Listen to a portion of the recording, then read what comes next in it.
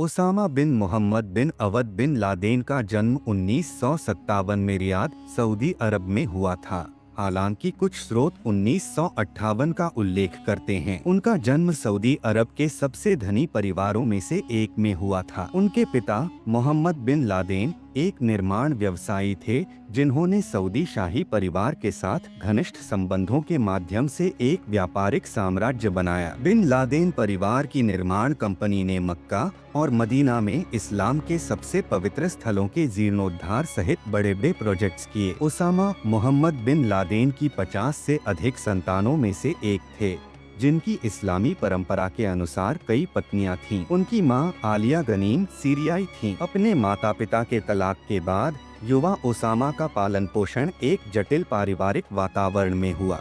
हालांकि उनके पास महत्वपूर्ण धन और विशेषाधिकार की पहुंच बनी रही। उन्होंने सऊदी अरब के कुलीन स्कूलों में पढ़ाई की और बाद में जेद्दा में किंग अब्दुलअजीज विश्वविद्यालय में अर्थशास्त्र और व्यवसाय प्रशासन का अध्ययन किया। अफगान सोवियत युद्ध एक महत्वपूर्ण मोड़। 1979 में अफगानिस्तान पर सोवियत आक्रमण बिन लादेन के जीवन में एक महत्वपूर्ण मोड़ साबित हुआ। दुनिया भर के कई युवा मुसलमानों की तरह उन्होंने सोवियत कब्जे को इस्लाम पर हमले के रूप में देखा। 1980 के दशक की शुरुआत में वे पाकिस्तान और अफगानिस्तान गए।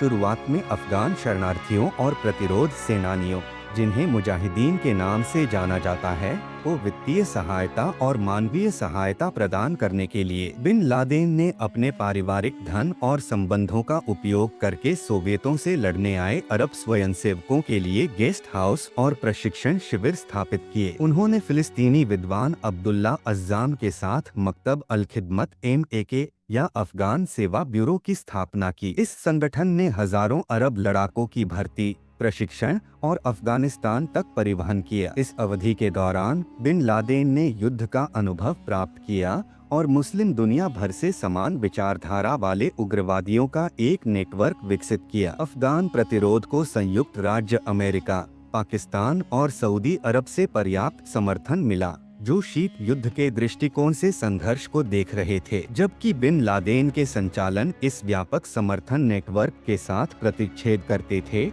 उनके साथ CIA के प्रत्यक्ष संपर्क की सीमा इतिहासकारों के बीच बहस का विषय बनी हुई है। अल-कायदा का गठन सोवियत अफगान युद्ध के अंत की ओर 1988 के आसपास बिन लादेन और सहयोगियों के एक छोटे समूह ने अल-कायदा की स्थापना की, जिसका अरबी में अर्थ आधार है। इस संगठन को शुरुआत में अफगानिस्तान से परे जिहाद जारी रखने के लिए एक अग्रणी बल के रूप में परिकल्पित किया गया था। समूह ने अरब लड़ाकों, उनके कौशल और उनके प्रशिक्षण के विस्तृत रिकॉर्ड बनाए रखे। अनिवार्य रूप से उग्रवादियों का एक डेटाबेस तैयार किया जो भविष्य के अभियानों के लिए संगठित किए जा सकते थे। जब 1989 में सोवियत ने अफगानिस्तान से वापसी की, तो बिन लादेन कुछ हलकों में एक नायक के रूप में सऊदी अरब लौट आए। हालांकि सऊदी सरकार के साथ उनके संबंध जल्द ही खराब हो गए। वे क्रोधित हो गए जब 1990 में इराक के कुवैत पर आक्रमण के बाद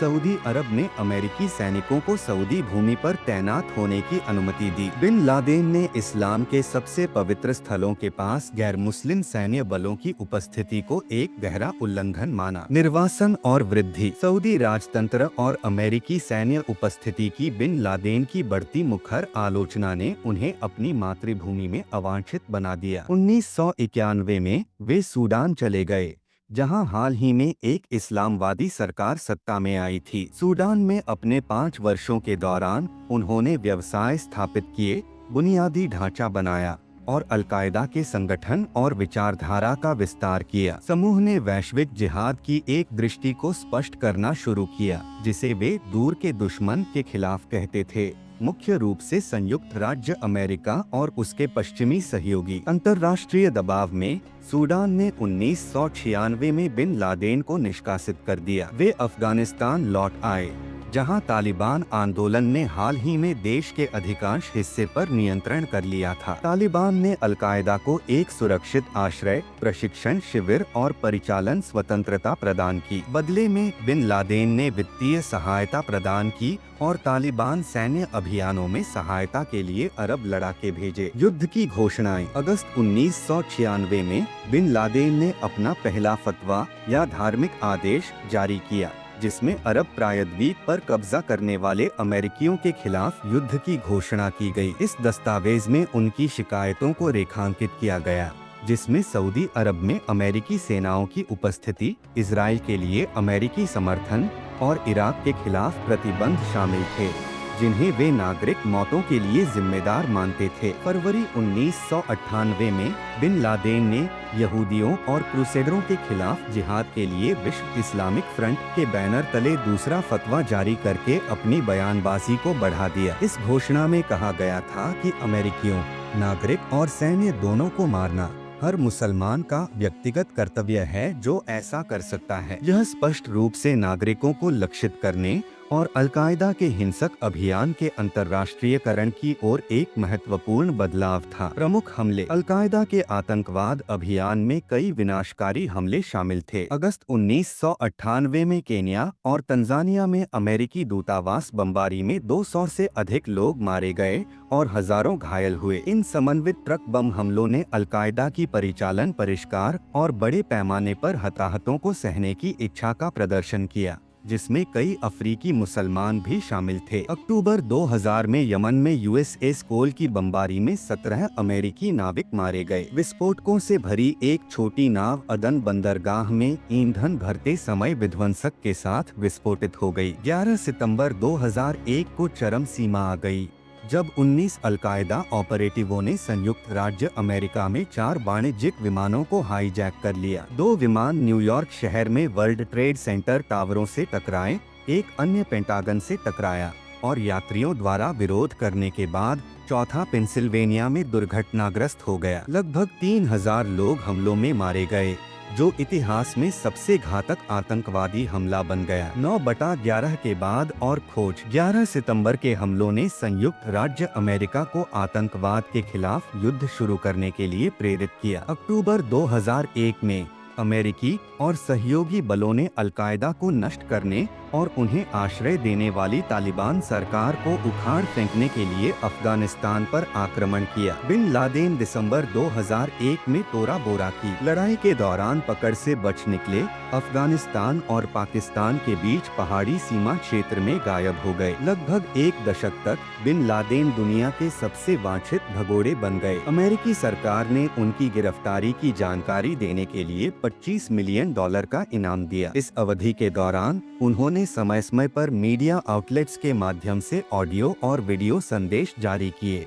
विभिन्न हमलों की जिम्मेदारी लेते हुए और मुसलमानों से पश्चिम के खिलाफ जिहाद जारी रखने का आग्रह किया। खुफिया एजेंसियों ने अंततः निर्धारित किया कि बिन लादेन पाकिस्तान के एबटाबाद में एक बड़े परिसर में रह रहे थे, एक शहर जो पाकिस्तान की प्रमुख सैन्य अकादमी से 1 मील से भी कम दूर स्थित है। परिसर की असामान्य सुरक्षा विशेषताओं, जिसमें कांटेदार तार के साथ ऊंची दीवारें और न्यूनतम बाहरी संचार शामिल थे, ने संदेह पैदा किया। मृत्यु और विरासत। 2 मई 2011 को राष्ट्रपति बराक ओबामा के आदेश पर अमेरिकी नेवी सील्स ने एबटाबाद परिसर पर छापा मारा। ऑपरेशन के दौरान बिन लादेन परिसर में कई अन्य लोगों के साथ मारे गए। डीएनए परीक्षण के माध्यम से उनके शरीर की पहचान की गई और अमेरिकी अधिकारियों के अनुसार इस्लामी प्रथाओं के अनुसार 24 घंटों के भीतर समुद्र में दफनाया गया। बिन लादेन की मृत्यु ने आतंकवाद के खिलाफ युद्ध में एक प्रतीकात्मक जीत का प्रतीक किया।